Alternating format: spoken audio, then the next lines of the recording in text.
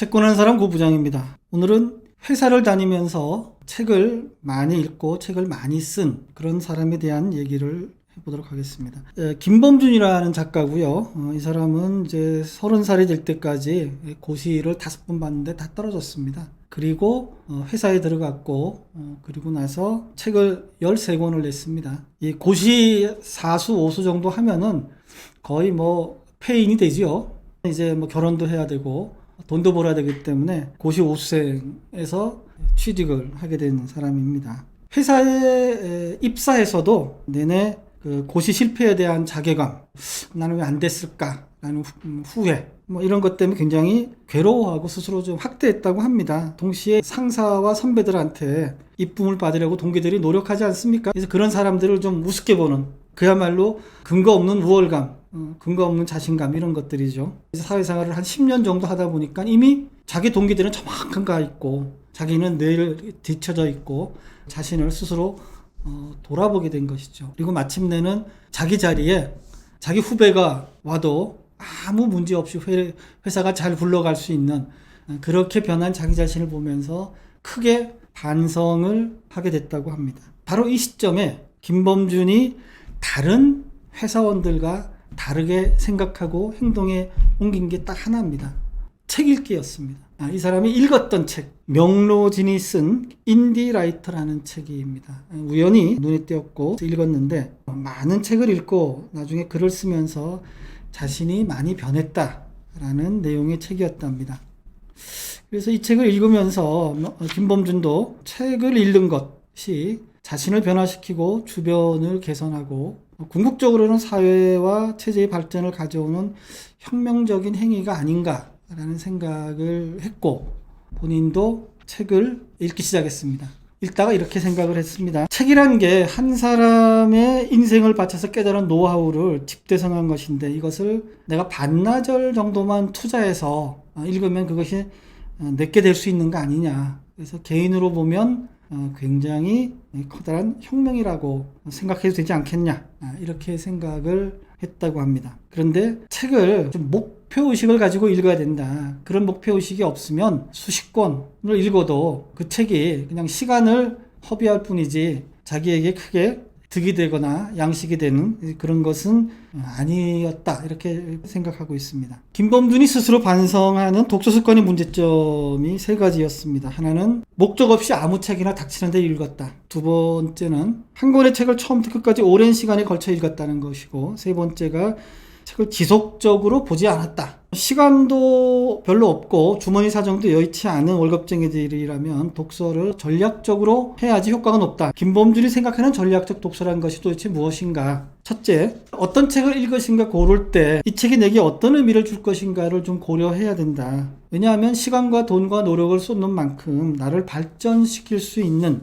책을 선택해야 되기 때문이다. 극기 훈련이 아닌 바에야 내가 흥미를 느끼고 재미있게 볼 수 있는 책을 선택하는 것이 좋겠다. 책을 읽는 시간을 따로 내서 읽겠다고 하면은 얼마 안 가서 실패할 거다. 별도로 시간을 내서 보는 것이 아니고 하루 중에 언제라도 짜투리 시간이 나면 책을 읽어야겠다는 마음가짐을 가지고 책을 읽지 않으면 책을 읽는 시간이 그렇게 충분하게 확보되지 않는다. 어떤 책을 볼 것인가는 명확합니다. 책을 읽고 자기 자신을 성장시키기를 원한다면 지금 자기 자신 앞에 놓인 문제를 해결하라는 관점에서 책을 선택해야 한다고 주장합니다. 일반적으로 책을 소개하는 평자들 또 책을 많이 읽는 사람들이 조금 결이 다른 독서법입니다.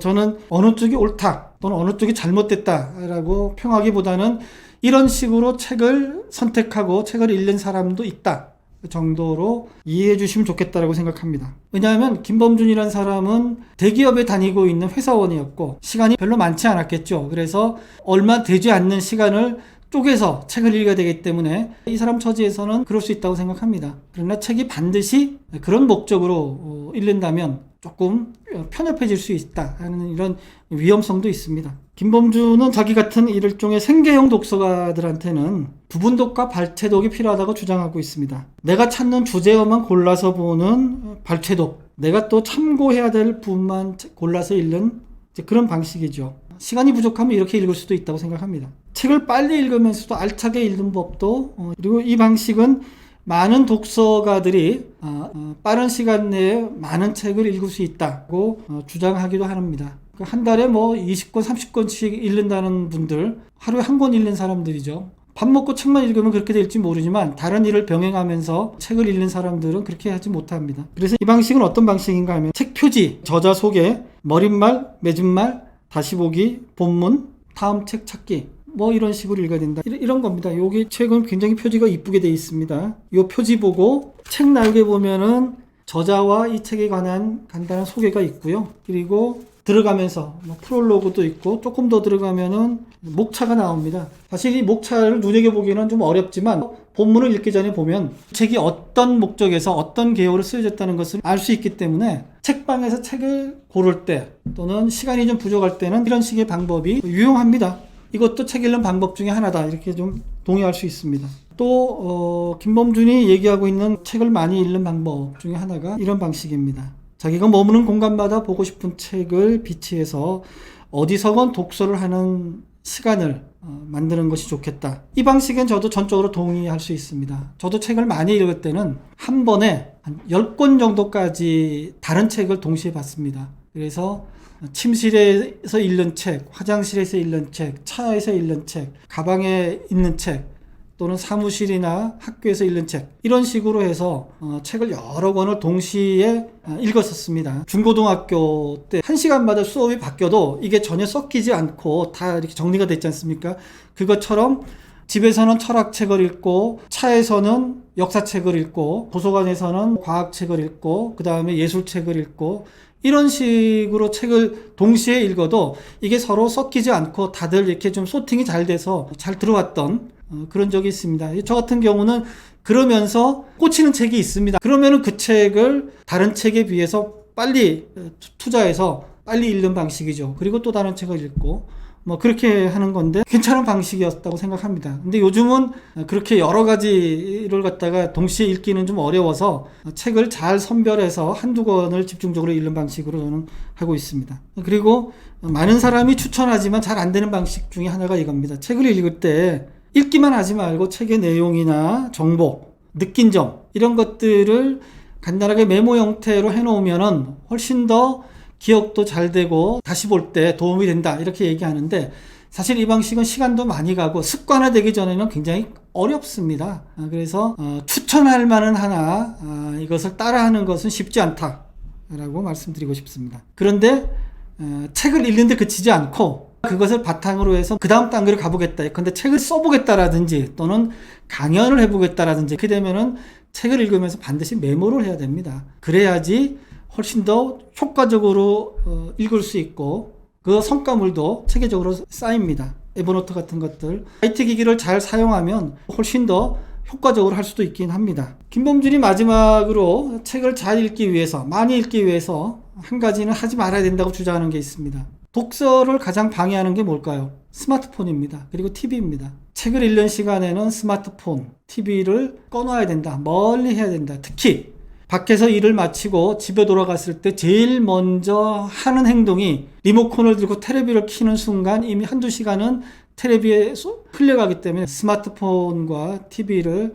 멀리하면 책을 읽는 절대 시간이 늘어나서 책을 많이 읽을 수 있다. 이렇게 얘기하고 있습니다. 독서는 시간을 보내는 것이 아니고 시간을 내 것으로 만드는 행위이다. 버스나 지하철을 기다리는 짧은 순간이라도 책을 펴고 봐라. 사람들로 가득 빼곡한 지하철 차 안에서 서서 가더라도 책을 읽어라. 그러면은 그 시간이 그냥 흘러가는 시간이 아니고 나를 만드는 시간, 내가 만들어내는 시간이 될 수 있다. 어떤 책을 어떻게 읽을 것인가에 관한 시사점을 주는 책이 바로 이 책 김범준의 나는 매일 책을 읽기로 했답니다. 제가 이 책에 주는 별점은 2입니다.